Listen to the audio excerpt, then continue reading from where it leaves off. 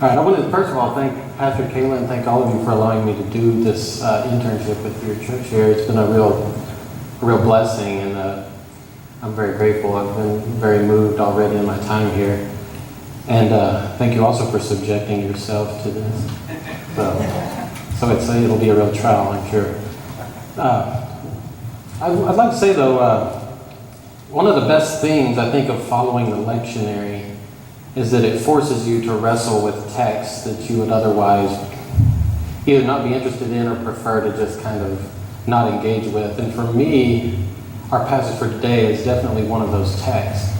It's not that I have any sort of antipathy towards it, just doesn't. I remember as a kid hearing this story, it never resonated with me. I couldn't really get much out of it. I didn't especially yearn to go to weddings, so I couldn't understand why they were so disappointed that they missed the wedding. Other than the cake, I assumed they had cake, which that's about all I would miss. But on top of that, to me, it seems like there's not a lot to really do with this text or to exegete, because it seems like it teaches a pretty simple and true lesson that it's better to be prepared than not.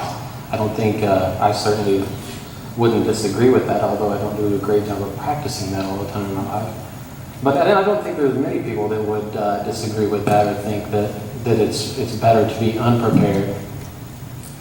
But there are a few things. As I said, the lectionary, one of the blessings of it is it forces you to wrestle with these things. And it reminds me of the story, in Genesis, when Jacob finds himself in a dream wrestling with the Lord or an angel of the Lord. And the sun's about to come up, and the angel says, "Oh, look, sun's up, I've got to go." And Jacob refuses to let go. He says, "I won't let go till you bless me." And so I've kind of had to do that with this text this week, because at first I couldn't get a whole lot out of it other than that. But in wrestling with this text, the first thing I noticed is that the context in which Jesus tells this story in Matthew, just not to get too geeky, but like the Gospel of Matthew is really, other than the narrative parts, it's broken up into 5 major speeches, right? So Jesus gives 5 speeches. The first, of course, is the famous Sermon on the Mount. And it occurs right in the middle of the final of Jesus' big speeches. And so in chapter 24 leading up to this, Jesus has spent that entire chapter telling his disciples and followers about all the horrible things that they're about to go through, right? He starts out by telling them, this city, that's so beautiful that we love, and this temple is all going to be destroyed. And, oh, by the way, I'm going to have to leave, and there's a lot of bad things that are going to happen. There's going to be wars and earthquakes and rumors of wars. It's a real picker-upper. And so it makes sense, after laying all this heavy stuff on his followers, that he tells us a story about being prepared and kind of persevering, having to wait, and how that can pay off to be prepared and to wait. But, as I said, he tells this particular parable in the middle of the speech. If we go, and if it's okay, I'm going to cheat on the lectionary a little bit and skip to the text from 2 weeks from now. I don't think anyone's preaching it anyway. So I guess I'm not hurting anyone. But at the end of this chapter, which is the conclusion of this particular speech, Jesus tells a very famous story about the Day of Judgment and what that's going to be like. And I know the church I grew up in is really fond of talking about Day of Judgment and things like that, but kind of gotten away from that. But I think there's something that can still be recovered there. But in this particular story, when Jesus tells the story of the judgment, it's the famous one where he likens the Lord or the king who comes in and separates the people like a shepherd. He puts the sheep on the right hand, the goats on the left. I always feel bad for the goats. I think they got a bad rap. They're great lawnmowers.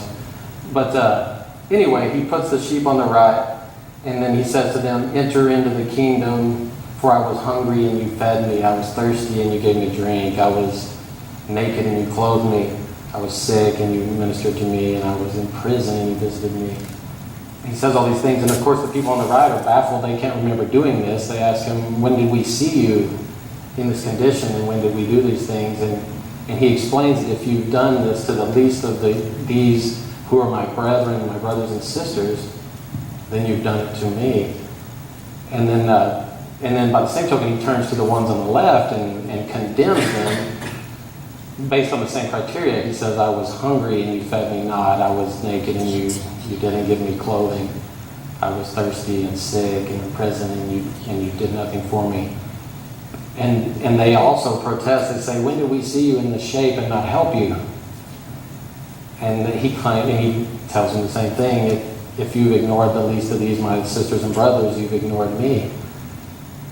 And so the reason I bring that up is it makes me wonder, based on this criteria of judgment, where do we think the bridesmaids or the attendants who were described as wives, which side are they going to be on? Are they on the right or the left? Because it seems to me that they did the exact same thing that the people on the left who were condemned have done. Of course, they were prepared, which is a good thing. But when the foolish attendants asked them for assistance, they denied it and said, no, you go buy your own. And of course, they missed out. And the reason